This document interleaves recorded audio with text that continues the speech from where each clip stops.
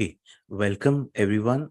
Thanks for joining from Zoom, and thank you for joining from YouTube. This is the session three. I'm Abhinav. I welcome you. This is the session three in the Buddha Teachings live sessions that we are doing. The first session, second session we've already done. The recordings are available on YouTube. And hello, R. Das Gupta ji, namaste.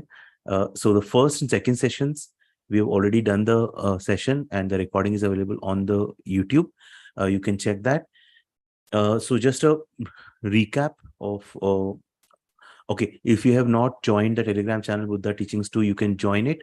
Telegram channel Buddha Teachings 2. You can join to get any updates on my sessions or anything on Buddha Teachings. Right. So session one, what we covered was basics about Buddha's life and the traditions and how we will go about these sessions.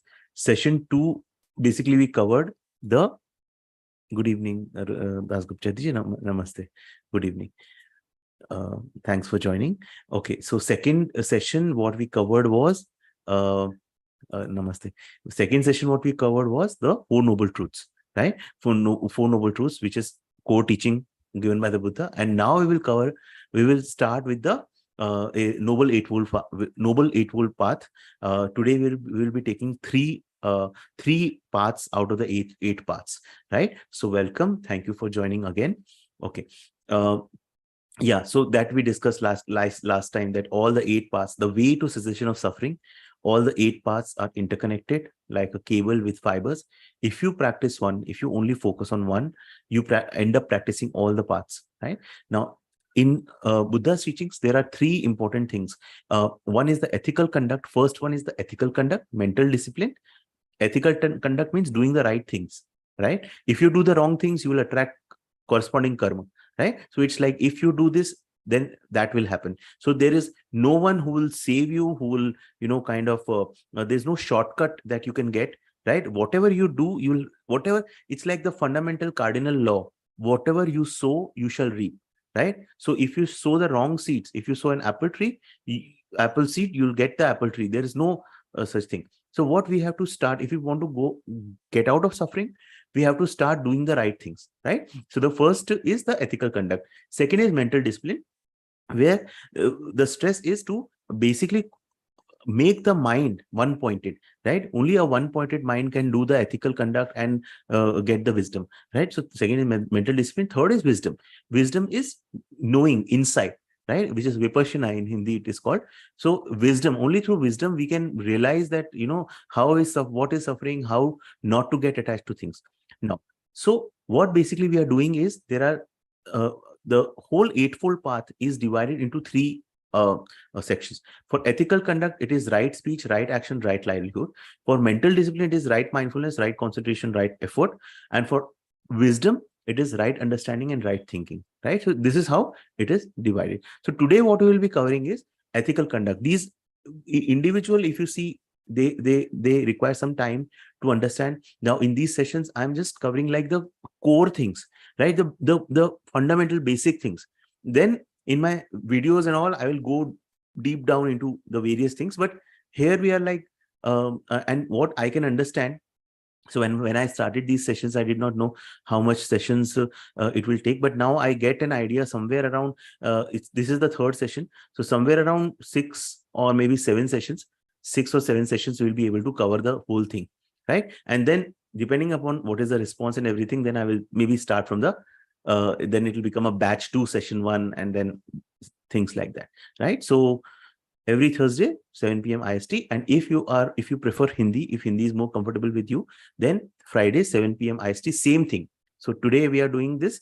So Friday, 7 p.m. IST, it will be the Hindi. I will discuss in Hindi, right? Okay, so let us start with ethical conduct. So ethical conduct, it's the foundation of all the other qualities. So this is the base thing, right? On top of it, everything else is there, right? So that is, and helps to create conducive conditions and karmas for our goal. Our goal is to get free of suffering, right? But that will not just happen by itself. What we have to create is conducive. We have to create first a fertile soil, so that the seed whatever our whatever whatever we want is like a seed we are sowing, so it requires fertile conditions. So that is why ethical conduct is like creating a conducive condition, and karmas, right? See, the thing, see how I am understanding. So I am also a learner, right? I am a student of Buddha's teachings.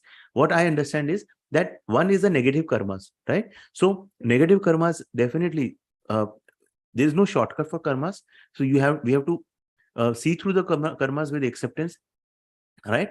And at the same time, we can create positive karmas, which we can hope or we can expect that it balances out the negative karma. So when we do the right things, we create the conducive conditions for balancing the karmas. If I don't know whether it is the right as per Buddha's teaching, but I'm just like from my own perspective, I'm just sharing this. Now, whatever learned teachers that I have studied is, they say that it is less exciting, right? Ethical conduct is very less exciting because, see, everyone is interested in the more exotic things like meditation, right? Like getting visions in meditations, getting those supreme states in meditation and all. This is like something which is not that exciting, but this is equally important. Now, ethical conduct, again, for lay people, see, one is this knowledge, which is like core teaching of the Buddha. And then Buddha also made the teachings even more easier for the lay people. So it is totally wrong to say that Buddha's teachings is only for the monks and nuns and all. No, his teachings was for everyone. So for lay people, he made it all the more easier. So the whole thing, what we are going to discuss today regarding ethical conduct, it's covered in the 5 precepts, which is basically no lying, no stealing, no drinking, right? No lying, no stealing, no sexual misconduct. So all the 5 precepts, it is covered there also, right? So if you are basically practicing Buddha's teachings, you would not want to kill anyone, because that is like the key cardinal principle. And it is not like someone will give us punishment, right? In Buddha's teaching, there is no some God who is sitting there who is going to give us punishment. Buddha said, if you do this, then this will happen.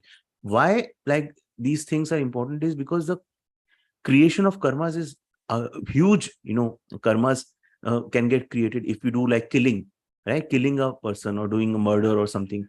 So the impact is huge, right? So better follow the advice of the teacher and not do those things, right? Okay.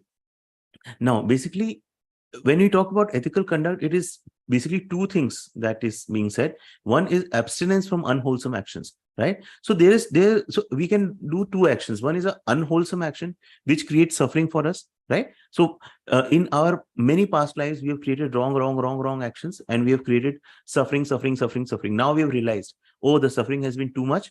Now it's the time to put a full stop, right? So now, instead of doing unwholesome actions, we start performing the wholesome actions. So when we talk about any particular thing like speech or livelihood, there are 2 aspects to it. One is stopping the unwholesome actions, right? Reflecting in your life whether you are doing any unwholesome actions, and then start performing wholesome actions, good actions, right? Okay. Yeah, this I have discussed, that authoritarian, like in other religions like Christianity, they have the 10 commandments, and there is a judgment day and God will punish you. See, that also is what my limited understanding is, to instill a sense of fear in the people, that don't be too much, don't lose yourself too much, right? It's just to instill that much fear in people, that please be on the right path, right? So maybe that is an authoritarian way of establishing the rules of good conduct. Here it is a democratic way, where basically there is no God that will punish you, you yourself. So we create our own suffering. Nobody gives us suffering, right? Through our actions in past lives and this life, we have created suffering for ourselves, right? So this is basically an overview of ethical conduct. Now we come to the 3 parts that pertain to the ethical conduct. The first part is right speech, right? And how easy it is to say right speech, but how difficult it is to practice. I am practicing right speech in my daily life, and I know and I feel every time. So, but still, so this is our effort, right? Which is again called right effort. We will discuss in the next session, right? Okay. So, right speech basically is what? Right speech is abstaining from 4 things: false speech, slanderous speech, harsh speech, and idle speech, right? We have to abstain from 4 things. Now, let us discuss all the 4 things in detail. First, false speech. Now, false speech is what? Lies, right? Right? So let's think about how many lies we speak in our daily life, right? Lies, basically things which, not with the intention to harm anyone or something, but things which we don't know to be true, and then still we speak, right? So it's not that you have to stop everything and don't say anything. No, just be aware of the kind of, these wrong things that we do in our daily life. The more your mind is keen, the more you will be able to find out many such instances. The more gross your mind is, the more it will be difficult. That's why the second essential element, mental development, right? Because only when the mind is refined and sharp, it will be able to analyze, oh, I used false speech, I lied, right? It's like something, things become our nature, right? Things like anger, or maybe lying, or just gossiping, these become our nature. So we have to now go upstream, against the flow of the river, right? That's the difficult thing which we have to do in this life. Okay, not speaking lies knowingly, right? Unknowingly, if you speak, there's no, you did not know. But knowingly speaking a lie for anyone's advantage whatsoever. So it is like this saying that, if it is for the benefit of, someone, speaking a lie is fine. But Buddha says no. Speaking a lie knowingly for anyone's advantage whatsoever, with an intention to deceive. That means there is an intention to deceive. See, if you see in Buddha's teachings, Buddha's primary thing was the karma. We will come to the karma thing later on. It's the intention, not the actual action. Actual action flows from the intention, but actual action may be wrong. If the intention was right, it will create positive karma. Or if the intention was wrong, but the action turned out good, it may be helped. People got helped and all. Still, it will be bad karma. So it's all about the intention to deceive. If you say false speech with an intention to deceive knowingly, right? So many of the normal talks that we do, there is no intention to deceive, right? So we are saved, right? Still, we need to practice a bit more mindfulness in our speech, right? Okay, we lie once, we have to lie again and again to cover it up, right? So why right speech is important is that if we lie once, then we all know we have to lie again and again, so the karmas get built up, right? Because then we have to defend our credibility, right? Lies spread, causing mass suspicion and confusion. This is very important, especially in today's times, right? Where we have the WhatsApp and everything. One wrong thing someone forwarded you and you forward, right? And then it creates these things then spread, right? So that's a big kind of suffering we create for others by creating mass suspicion and confusion. So just being aware of what we communicate, how other person will perceive.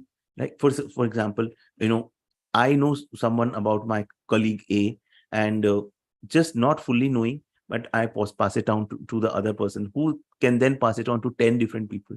So being more aware of what I speak, it's for my own benefit that I need to exercise a bit mindfulness. Buddha's words to Rahula. Rahula was Buddha's son, and he became a monk also.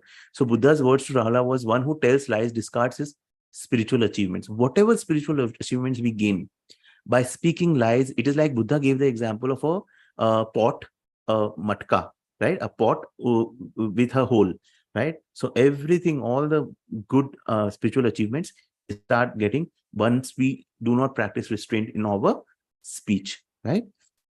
So this is the fundamental thing about Buddha's path, is the focus on these things, that in our daily life we need to take care of these things, right? Even it is said that the bodhisattva, right? Bodhisattva are like beings which are very enlightened, and they only stop their nirvana just because they want each and everyone to get free from suffering. Every soul in this universe. They also can break all the precepts except truthful speech. They cannot, this is like one precept they cannot be. So this is just to highlight the importance of speech. We create our karmas by our speech, right?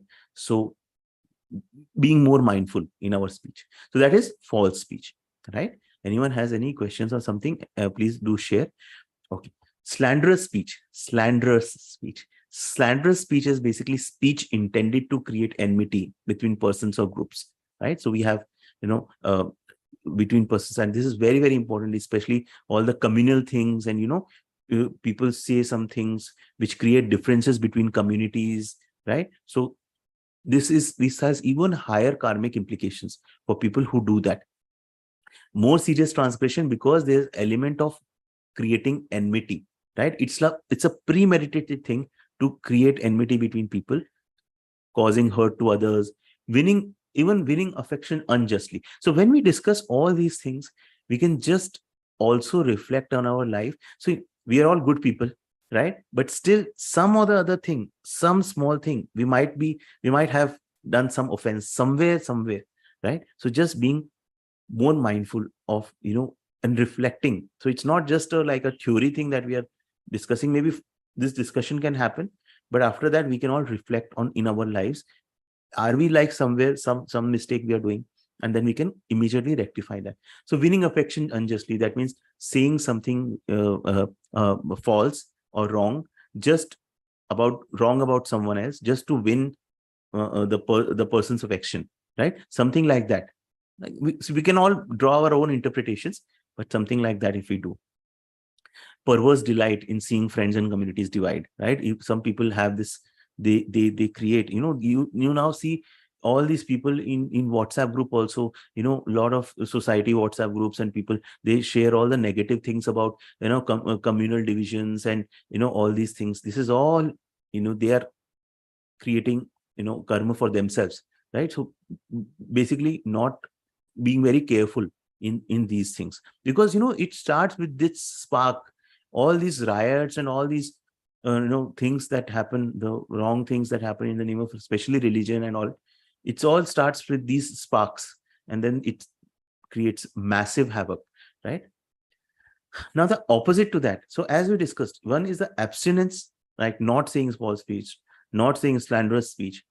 Opposite is speech that creates harmony, right? It should bring people together, right? If you wherever you are working, as a, so now I understand, we are in, like, I have also worked 15 years in a corporate. It's not easy. And the more it's my personal experience, the more your consciousness rises, it's very, very difficult to work in, such places, especially if your workplace is very toxic. Because if you don't do that, right, if you don't participate in gossip and all, then there are different implications, right? You will be sidelined and you'll not know what is going on and everything. So but then we have to just think over, maybe have a balance, right? Have a balance, not totally this way, not totally that way, right? Now opposite is speech that creates harmony. That means whatever we speak, it should bring people together. And Buddha says that it begets a karmic result, that maybe in this life or in future lives, you'll have friends who cannot be turned against you. That means even if someone says negative things about your friends, those friends will not believe them, they will believe you, right? So it's like the positive karma you will accumulate if you, in this life, we use the speech that creates harmony, right? Okay. Next comes to harsh speech. Harsh speech is the big problem, right? Speech that we say in anger, right? What we need to do is avoid harsh language. Buddha has a full discourse given on what you need to do when anger arises, right? So we can cover that later, right? But just focusing on this point, avoiding harsh language. Now, now, it is less serious than slander. Slander is what premeditated. It is to create any enmity between persons or groups. Harsh speech is basically arising from anger. So the seeds of the anger got watered due to some reason, and it resulted in you saying negative things or harsh things or abusive things. This is definitely, it's a wrong thing, unwholesome action, but it has a less serious implication than slander. Again, it has three types. One is abusive speech, saying some abusive words or abusive way. Insult. Third is sarcasm. Sarcasm is also a, right. So there is something called, using words as a weapon, right? Some people use words as a weapon, and it becomes their habit using, and then they are known also for that, they will do like this only, so be careful, right? He will use a sarcastic language with you or something like that. So action point is speak words which are soothing, loving, courteous, friendly, agreeable, right? So we have been conditioned till now to behave in one particular way. Like, for example, I'm saying my example. I'm a person who is like, who is still now definitely is that a perfectionist, that I want everything perfect. And the more perfectionist you are, the more anger arises in you, and something that doesn't happen in the way that you expect. So the more I am aware, the more what happens is that in my spiritual journey, I have become aware of this pattern in me, that of my perfection, and then the anger that it gets created, and the impact that it has not only on the others whom I get angry, but on myself. My own body and mind suffer because of my anger. The more I get aware of this, maybe 5 to 10%, 20%, I've started letting things go, right? So again, so being mindful of what the speech does wrong, not only to the others but also to ourselves, right? So now approach we can change, deliberate change, to speaking soothing, loving, courteous, friendly, agreeable. Now I have a YouTube channel which is like, the Hindi channel is like some 12,000 subscribers. What I'm very, very careful is that, like we discussed about the slander thing, not whatever I speak should not create enmity. Yes, definitely I'll speak the truth. I'll speak the truth constructively, but it should not create any like you see a lot of people on YouTube and all, they create all these divisions between people, and all these things. So we have to be very, very careful, and the more amount of people listen to you, the more the impact of things going wrong is also there, right? Okay. Then cultivate, and especially if you are in the spiritual field, then the impact is even more, because being spiritual, if you say something which creates harm or which creates agitation in the minds of people, then the impact is even more, right? So it's like a walking a kind razor's edge, right? Okay. Cultivating patience more, it's not easy. Cultivating patience, tolerating shortcomings of others, right? Now, just today, for today's instant, I'm saying, I was dealing with some people who are like very young and all, in some uh, one of my clients, not this, but some in some other work, and uh, they were like very, very young, and I'm like, yeah, they don't understand things, right? And I'm very experienced in that particular thing. But then I realized that there, like 15 years back, I was in the same thing, and there might be some 20-year-old experienced person who might be saying the same things about me. So just letting go, right? Respecting difference in viewpoints, enduring abuse, humiliation, right? All the humiliation, abuse that we receive, without this need of, without this mental tendency of retaliation or this thing, right? Again, all these things require deep, our depth in our practice, right? Which comes through meditation. So Buddha's advice is, I read it somewhere, so I'm just putting the pointers. Even if murderers saw your limbs, like that means they cut your limbs and joints. Even if a murderer cuts your limbs and joints, anger should not arise in you. How deep is this, right?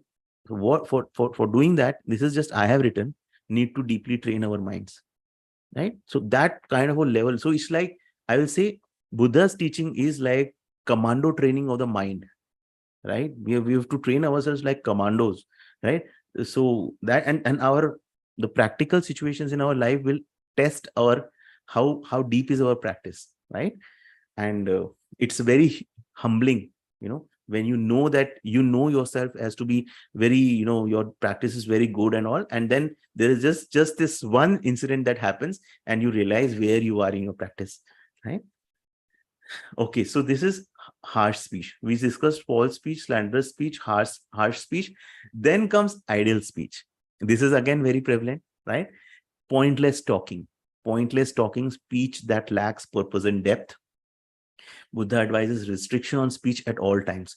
If anything, so in many of the discourses or the stories which I have whatever I have been able to go through, is that sometimes people ask ridiculous questions to Buddha, right? Which do not have any relation to their well-being, their growth, or sometimes people ask questions to Buddha just to maybe show that how Buddha is not the enlightened one or something, right? So Buddha got the sense that so what he practiced was silence, not speaking anything, right? So again, bringing more silence when we feel that.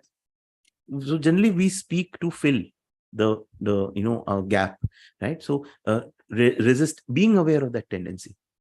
Again, I'm not saying resisting that tendency uh, to speak to fill the gap, but being aware of these tendency that we have.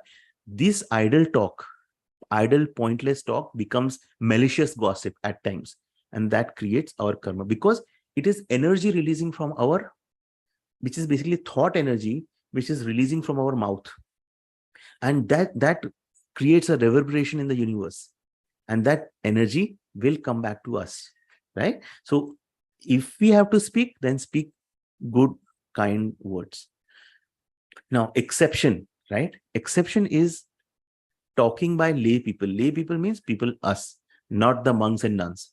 Talks by lay people with family, near and dear ones, right? Which is like we have to do sweet talk with our children, with husband, wife, between husband, wife. That all is allowed. But again, Buddha advises that care should be taken that it doesn't go too far. It, like I said, idle talk or maybe a sweet talk doesn't become kind of a malicious kind of a discussion or about someone and all those things, right? Okay.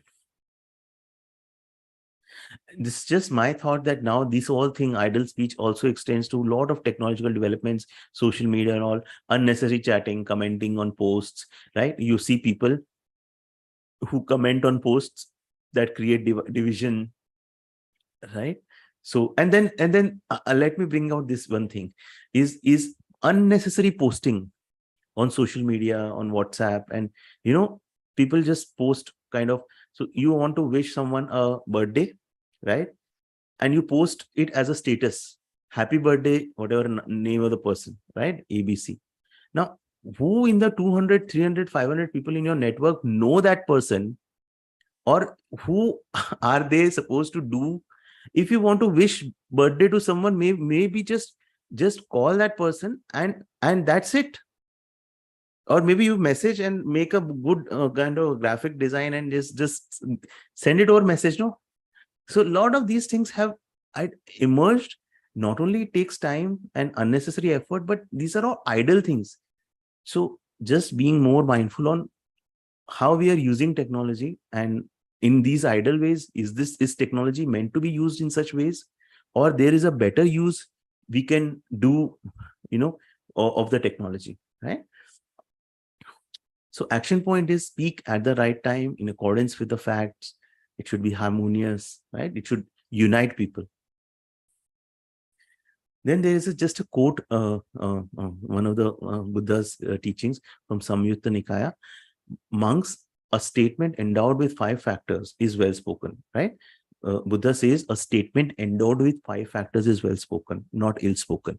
It is blameless and unfaulted by knowledgeable people. Which 5, right? Number 1, it's I think 4, right? 5, 4. It is spoken at the right time, right? It's spoken at the right time.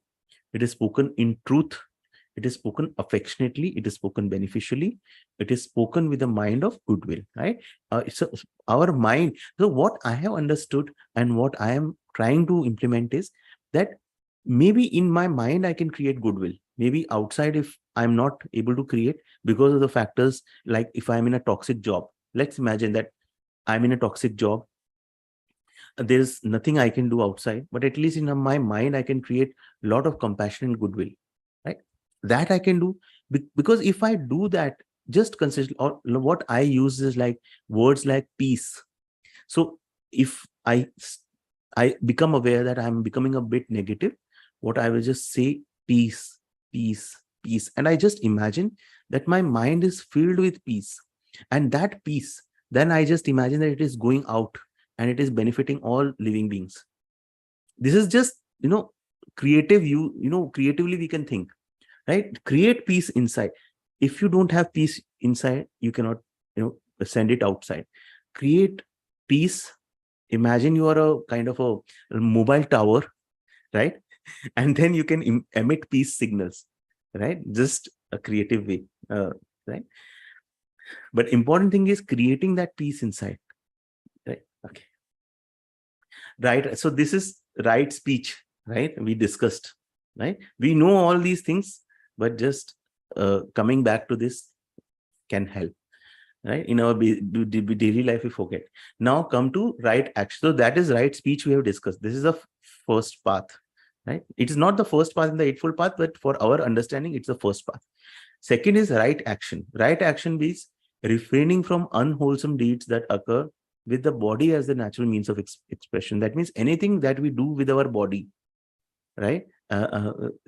Unwholesome deeds, right? However, the main factor is the mental factor, right? Again, everything flows from the mind. So if you have even the violence, that violence comes first in the mind, right? And then if like a mosquito is there, you want to kill that mosquito, but the first intention is getting generated in the mind.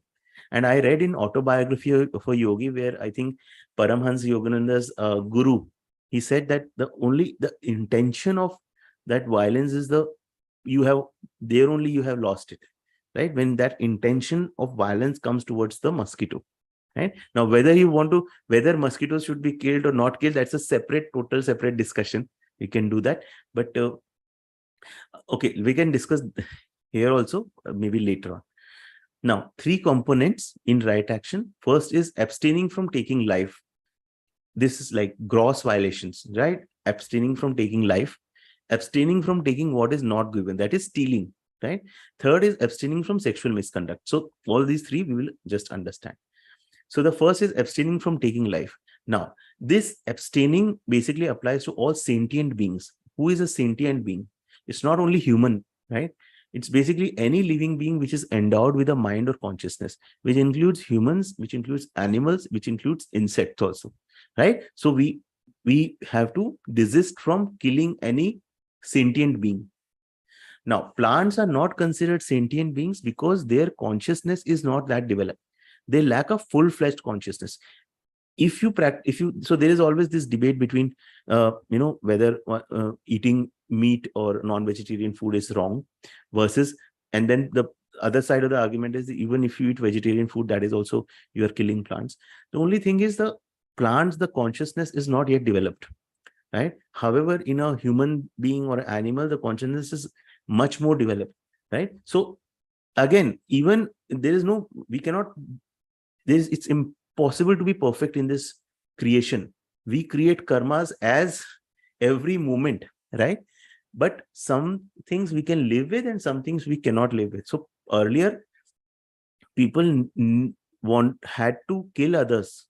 Even human beings kill other animals, kill insects for their living. Now, in the current situation, we do not need them for survival, but we still, people still eat meat and all, they kill and everything. So that creates karma. Now, the taking of life that we are talking about is the intentional killing. If there is again, intention is important. If there is unintentionally you killed someone, then it doesn't cause karma, right? So in Buddha's teachings, it's all the volitional actions, right? Volitional actions that cause karma, right? If something unintentionally is done, it doesn't create.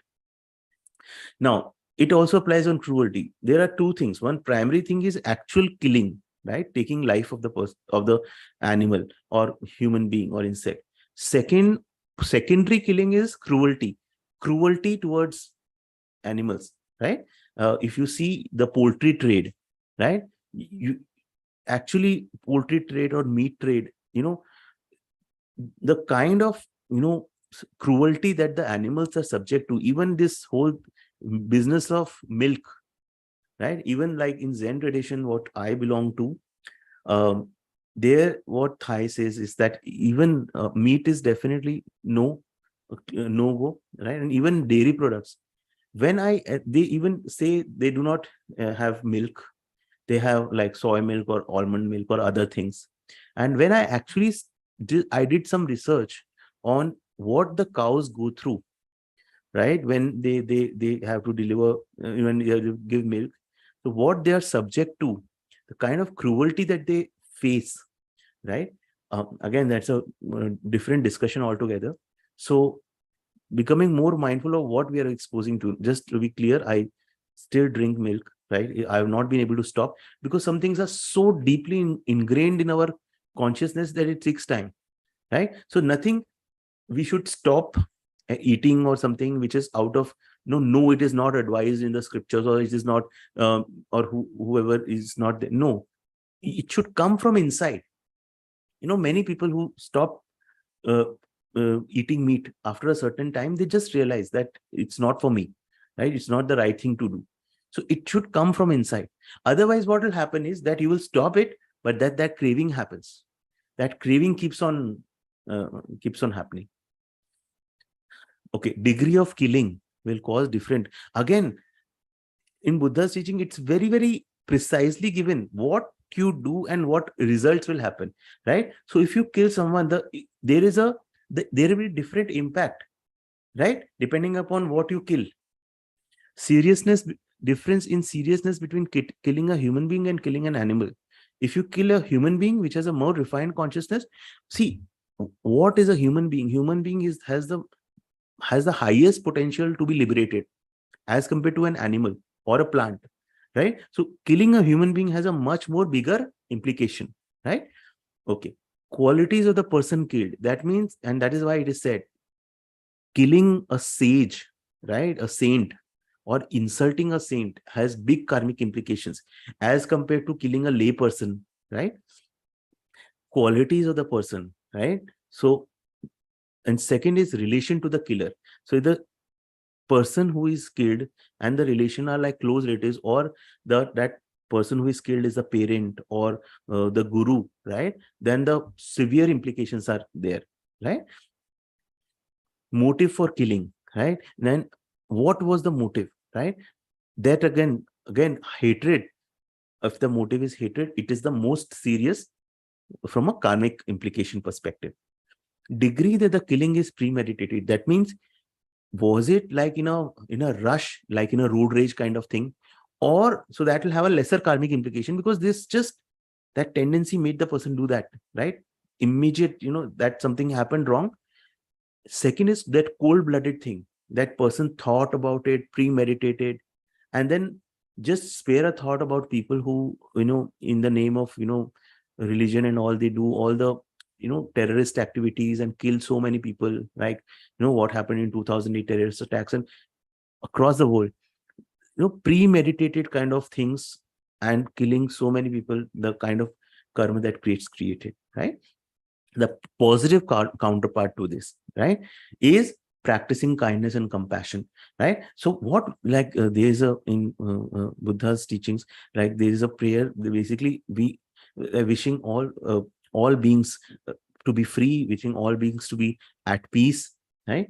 Free from suffering. So just we can hold that intention, and then give it, right? That may all the beings be free from suffering, right? When we have food, we can just pray that all the whoever have contributed towards getting this food on my plate, may they be free from suffering, may they be at peace, right? So this is the positive thing that we have to start doing, right? Practicing more and more kindness. And so what we are doing is, we have a hatred muscle inside us, and we have a kindness muscle inside us, right? So when we practice this, we are strengthening the kindness muscle inside us, right? So initially it may take some effort doing that, but over time what will happen is that we become more strong. Kindness, compassion comes very naturally to us. You see people, right? I see people in my life, people like, especially old people, some people are so compassionate and so kind, No, those people are like, they have reached their kind of, they've aged gracefully, right? So you like being with them, right? So we have to be like, also be like them, right? Start practicing from today, and then, we can develop this muscle inside us. So this is abstaining from taking life. Okay, abstaining from taking what is not given, right? Stealing. So again, it basically means appropriating or using the rightful belonging of others, using something which belongs to others with a thievish intent. Your intent should be of stealing, right? With that intent, if you do something, uh, that's a problem. Or second thing, withholding from others what should be rightly, like people who withhold salaries, or wages, especially from people who are like maids and servants and all. That is even more bigger karmic implication. Why? Because those people cannot fight for their rights. And you can see all the around you, people who do like these things, right? They will pay happily for all the when they go shopping in the malls and everything, but with a sabzi wala or with a maid, they argue, right? And they hold their dues and everything. Again, big problem. Now, there are four things: stealing, taking belongings like housebreaking, pickpocketing, robbery, again, same as stealing, but openly by force, snatching, like pulling away the possessions, fraudulence, right? Other by falsely, all the fraud, people who do fraud, deceitfulness, using like false weights and measures, some things like optical discounting, right? If something is 100 rupees that you should sell, you sell it at 150 and then show that you have given a discount of 50 rupees, right? This is something called a optical discounting. I actually came to know about this in from when watching Shark Tank, right? That people actually, this is the way they do. It's called, there's a word for this, optical discounting. Creating like you see all these Amazon and all, and recently the government also has started taking action on these. They create artificial urgency, right? That only some limited stock is left, right? Although there is a lot of stock, right? And just to make the customers buy, right? So there is always has to be a balance, and we have to, if you're a business person, very, very careful about these things, right? Okay. Other examples is taking credit or not giving credit to others' work, right? For example, like if I'm like using all this knowledge from various sources, I should give credit, and I've already given credit at the start of the this sessions when I started. So if you do some, you see, we all do research somewhere, so just give credit. Whoever you have used someone's knowledge for referencing, just say reference, give the credits, right? Not giving due promotions or increments, right?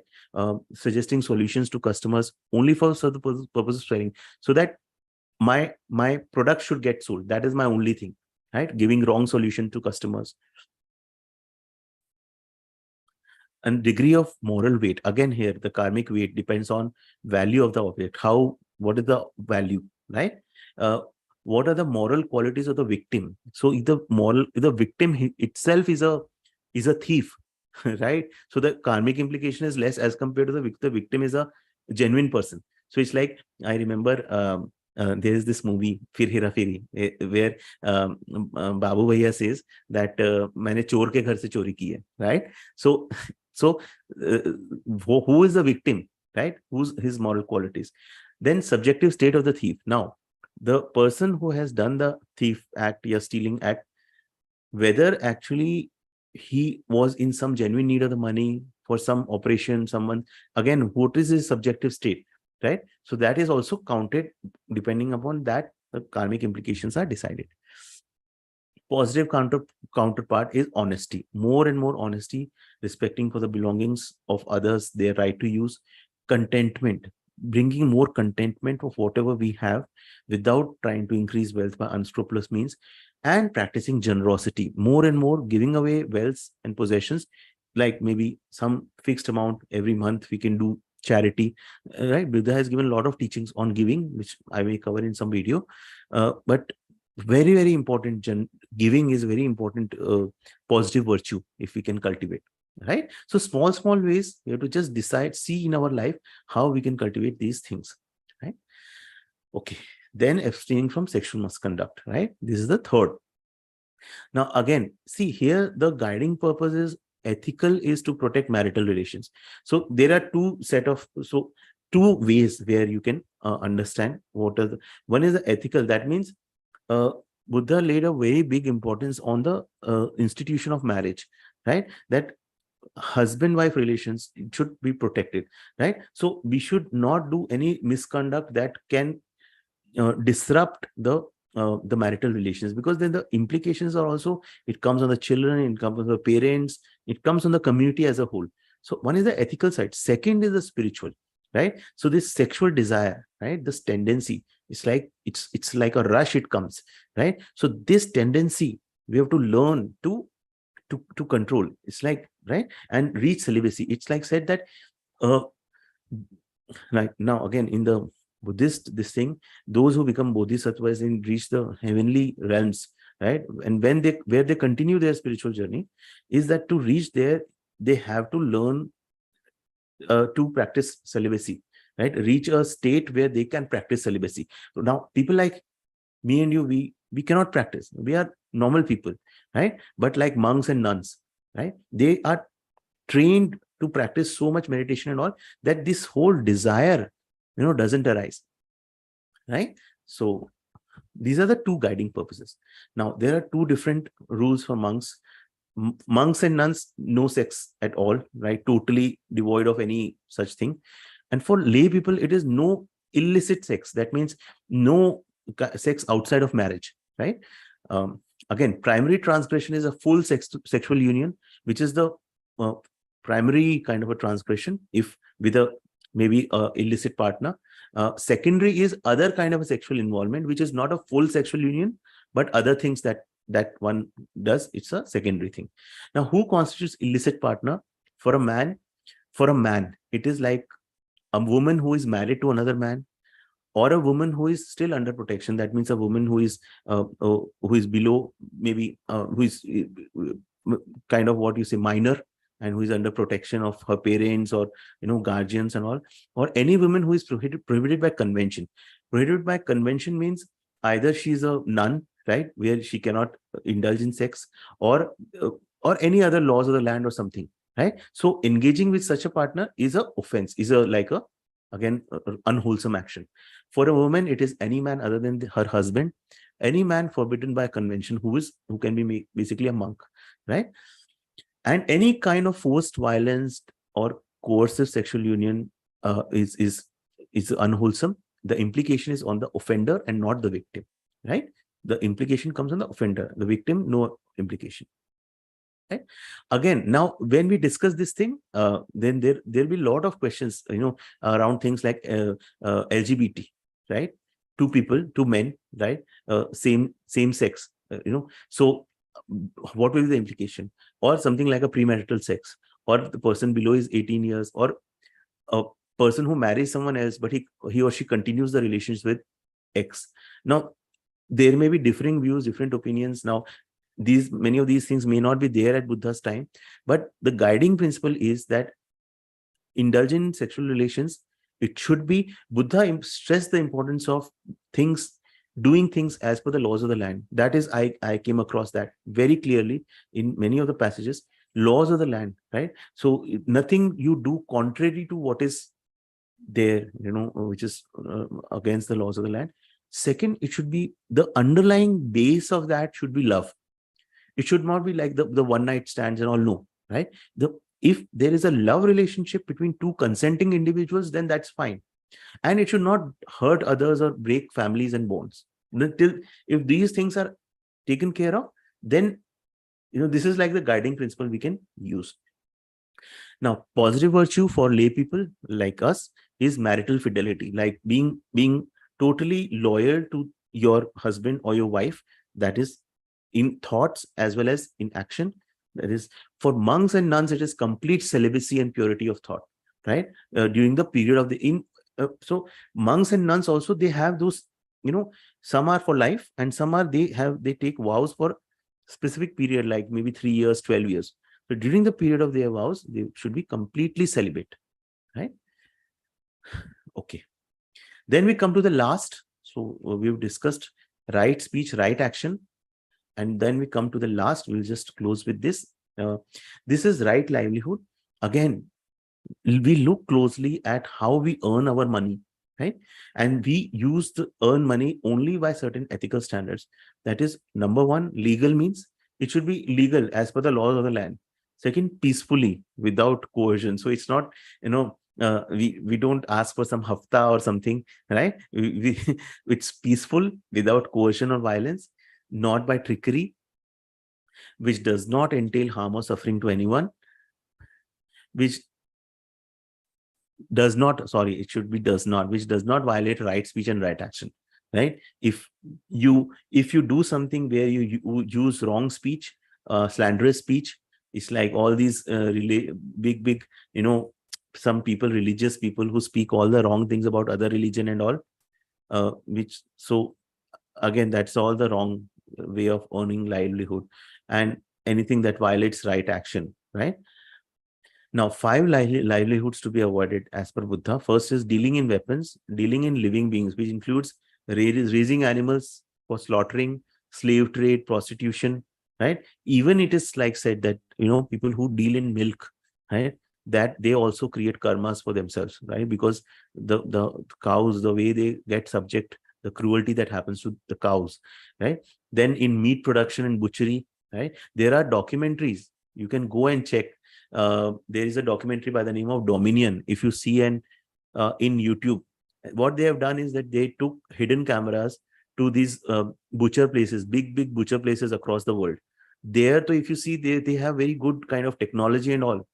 And forget about that in India, the kind of, compare that in India, what it is like, so gruesome, the suffering that the animal gets. If you eat meat and you see that, I don't eat meat at all, but I could not even, maybe for barely 5 minutes, I could see that documentary. These are all through hidden cameras they have taken of those. And if you eat meat and if you see that documentary, there's a high chance that you will stop eating meat. The kind of suffering that the animal goes through, right? And that, what happens, that same suffering then becomes part of the meat that you eat, and then it becomes that same suffering you inhale. You eat, and becomes the same suffering becomes you, right? Okay, in poisons, dealing in poisons and dealing in intoxicants, right? These are like five livelihoods that are to be avoided, right? Five dishonest means of gaining wealth: deceit, all the fraud, treachery, again same, deceit, treachery is the same thing. That means falsehood. Then soothsaying, people who make predictions, right? So all these people, again, these people, anyone who makes predictions, this is also one of the dishonest ways of gaining wealth. Trickery, right? Tricking people to do certain things. And usury is basically lending at very high rate. All the money lenders, right? All these money lenders, no, not all money lenders, but money lenders who charge exorbitant, what they do is, by charging at exorbitant rate, they trap the individual, right? And so that is again unwholesome, severely unwholesome things.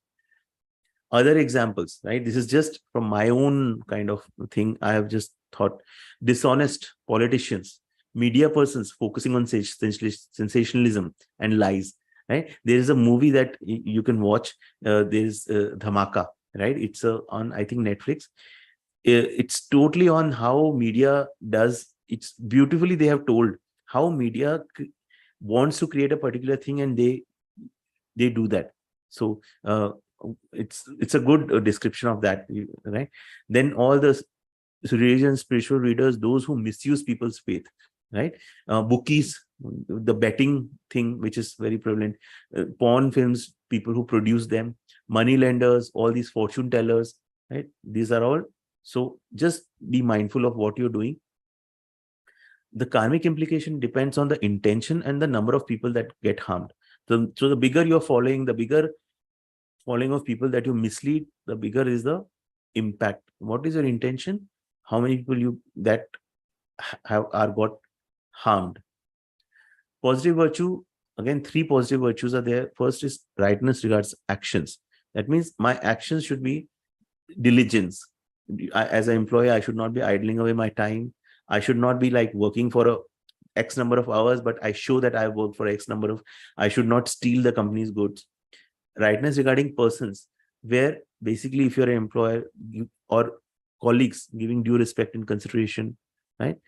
Rightness regarding objects, no deception, misrepresentation in business transactions, not gaining business for by misrepresenting things, like people who do these unscrupulous insurance agents, this true or financial people who show wrong returns and then they get the money and all these things.